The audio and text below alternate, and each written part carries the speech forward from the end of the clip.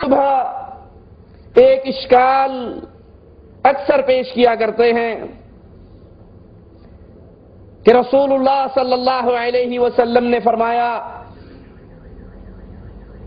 شیطان تم سے نا امید ہو گیا کہ اب تم دوبارہ شرک کرو، اب تم دوبارہ بتوں کی پوجا کرو۔ ہاں میں تم سے ڈرتا ہوں۔ تو دنیا کے بارے میں اس حدیث کو پیش کر کے اکثر قبر کے پجاری، قبر والے، مردوں کو داتا کہنے والے یہ اشکال عام انسانوں کے ذہنوں میں پیدا کرتے ہیں کہ اب اس امت محمد علیہ الصلوۃ والسلام کے اندر شرک نہیں آ سکتا، کیونکہ اللہ کے نبی نے فرما دیا شیطان تم سے نا امید ہو گیا کہ تم سے دوبارہ شرک کروائے۔ حالانکہ یہ خطاب صرف محمد رسول اللہ صلی اللہ علیہ وسلم نے اپنے اصحاب کرام سے کیا۔ اے میرے صحابہ، شیطان تم سے نا امید ہو چکا ہے، شیطان تم سے مایوس ہو چکا ہے۔ صحابہ کا زمن، صحابہ کا دور بہترین، 3 ادوار کی گارنٹی رسول اللہ صلی اللہ علیہ وسلم دیتے ہیں، بہترین دور میرا، پھر اس کے بعد آنے والا، پھر اس کے بعد آنے والا۔ اس دور کے مسلمانوں سے شیطان مایوس تھا، لیکن شیطان نے وہی حربے جو پہلے استعمال کیے پچھلی امتوں کو برباد کرنے کے لیے، وہی حربے اس امت کے اندر شرک کو داخل کرنے کے استعمال کیے۔ اکثر آپ نے کیو ٹیلی ویژن پر طاہر القادری صاحب کو سنا ہوگا کہ نہیں جناب اس امت میں شرک نہیں آ سکتا۔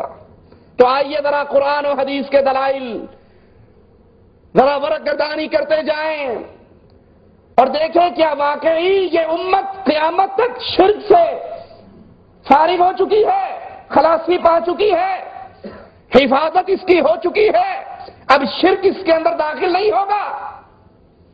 کچھ بیان فرماتے رہے اور بیان کر کے آخری جو عنوان تھا خطاب کا، آخری موضوع آقا علیہ السلام نے فرمایا، مختلف روایات آئی ہیں، بخاری میں بھی مسلم میں بھی 3 مقامات پہ روایات آئی ہیں۔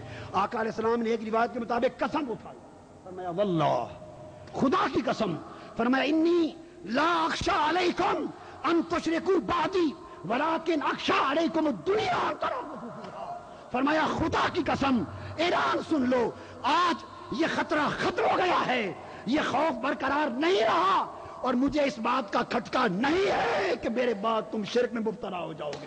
شرک ختم ہو گیا،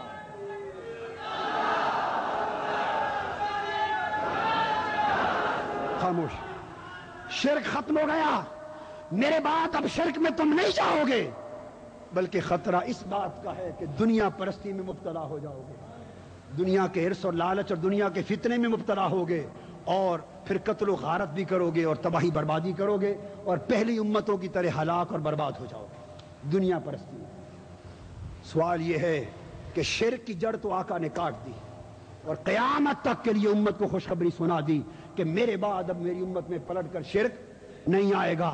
ارے نادانو، تاجدار کائنات شرک پلٹ کر نہ آنے کی ہمیں خوشخبری سنا جائے اور تمہیں شرک کا مرض لاحق ہو جائے، تمہاری تقریریں بھی شرک پر، تمہاری تحریریں شرک پر، تمہاری تبلیغیں شرک پر، تمہیں آقا کی ساری امت مشرک نظر آئے، حیا کرو، مصطفیٰ نے خوشخبری سنائی ہے شرک نہیں ہوگا، امت میں شرک نہیں، اب شرک کہنے والے خود مشرک۔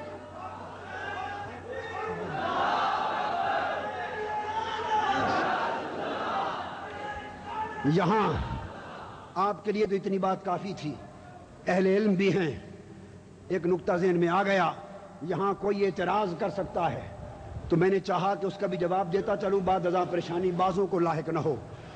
جواب میں یہ کہا جائے گا کہ شرک پلٹ کر نہیں آئے گا، ان تشرکوا بعدی کی خوشخبری صرف صحابہ کو دی تھی کہ تم میرے بعد شرک نہیں کرو گے، باقی امت کے لیے قیامت تک کے لیے نہ تھی۔ یہ اعتراض ہو سکتا ہے اور کہنے والے کہتے ہیں، اس کا جواب بھی سن لو۔ آقا نے 2 باتیں فرمائیں، ایک فرمایا کہ میرے بعد شرک نہیں ہوگا، دوسرا فرمایا کہ میرے بعد تم اخشى علیکم الدنیا، جیسے فرمایا انی لا اخشى علیکم الشرک، مجھے تم پر اب شرک کا خوف نہیں رہا، اس طرح فرمایا ولیکن اخشى علیکم الدنیا، اور دنیا کی فتنہ پروری اور قتل و غارت گری کا، ایک چیز کا نفی کی، ایک چیز کا اس بات کیا۔ ارے ظالموں، اگر تم آقا کی خوشخبری کو، عدم شرک کی خوشخبری کو فقط صحابہ تک محدود کر دو، اس سے بڑا ظلم نہ ہوگا؟ پھر شرک تو خاتمہ ان تک محدود ہو گیا، پھر دنیا پرستی اور فتنہ دنیا اور قتل و غارت گری دنیا کی، یہ بھی امت پاک ہو گئی، یہ بھی صحابہ پہ تھوپنی پڑ جائے گی۔ چونکہ دونوں کے لیے فرمایا، ادھر فرمایا لا اخشى علیکم، ادھر فرمایا اخشى علیکم، دونوں باتیں ثابت ہوگی۔ اگر صحابہ تک محدود ہے شرک کا نہ ہونا، تو پھر اس کا مطلب ہے سارے صحابہ استغفر اللہ دنیا پرست ہو گئے۔ ارے ظالموں، اتنی بڑی جسارت نہ کرنا، اتنی بڑی جسارت نہ کرنا۔ اور اگر کہو کہ صحابہ دنیا پرست نہ تھے، وہ عدول تھے، تو اس کا مطلب ہے کہ دنیا پرست امت بنی اور یقیناً ہم ہیں، صحابہ نہ تھے۔ اگر یہ خطرہ ہمارے لیے بیان فرمایا تو اس کا مطلب ہے شرک کی خوشخبری خاتمے کی بھی ہمارے لیے بیان کہ اب قیامت تک میری امت میں شرک پلٹ کر نہیں آئے گا۔ سن لیں، اس امت پر شرک کا خوف نہیں رہا۔ یہ آقا کے وسیلے کو شرک کہنے والے جاہل ہیں، آقا کی شفاعت کو شرک کہنے والے بدتینت ہیں، آقا کے توسل کو، ندائے یا رسول اللہ کو، صلاۃ و سلام کو اور صلاۃ و سلام کے قیام کو اور یا رسول اللہ کے نعروں کو اور حضور کی حیات کو اور آقا کے پکارنے کو، ان سب چیزوں کو شرک سمجھنے والے بڑے گمراہ بھی ہیں، جاہل بھی ہیں اور خبیث الفطرت بھی ہیں اور آقا کے فیض سے محروم بھی ہیں۔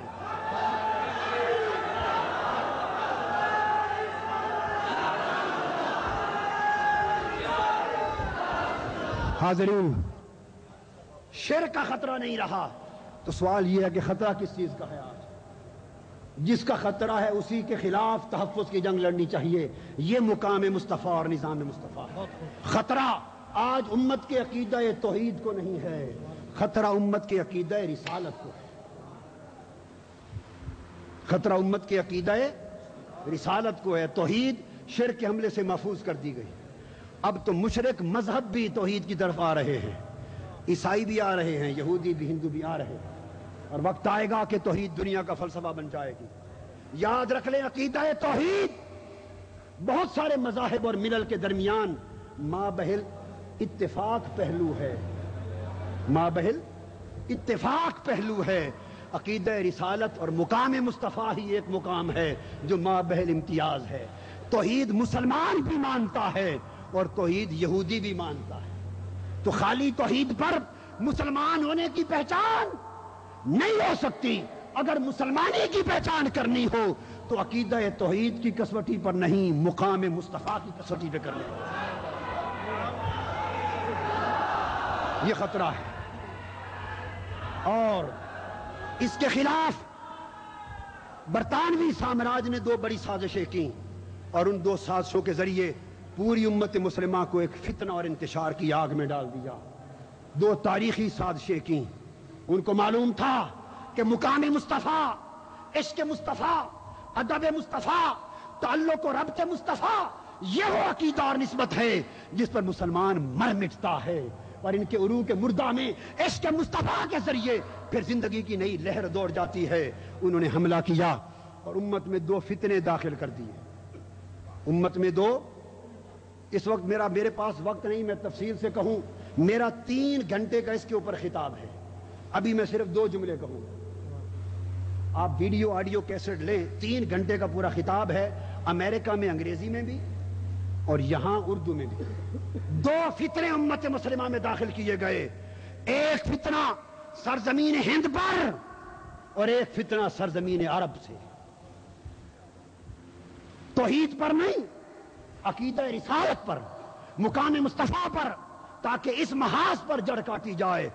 ہند کی سرزمین پر فتنہ قادیانیت کو پیدا کیا گیا برطانوی سامراج میں۔ اب تفصیلات آپ پڑھتے رہیں اور سنتے رہیں۔ سرزمین ہند پر، مقام مصطفیٰ پر اور عقیدہ رسالت پر مسلمانوں کے تصور کو، عقیدے کو، محبت کو، ربط و نسبت کو کمزور کرنے کے لیے فتنہ قادیانیت کو پالا، اور سرزمین عرب سے اسی مقام مصطفیٰ اور عقیدہ رسالت سے مسلمانوں کی نسبت کو کمزور کرنے کے لیے فتنہ وہابیت کو پالا۔ سن لو، خاموش۔ فتنہ قادیانیت یہ بھی عقیدہ رسالت محمدی کے خلاف سازش تھی۔ اور عرب سے اٹھنے والا فتنہ وہابیت، یہ بھی عقیدہ رسالت محمدی کے خلاف سازش تھی۔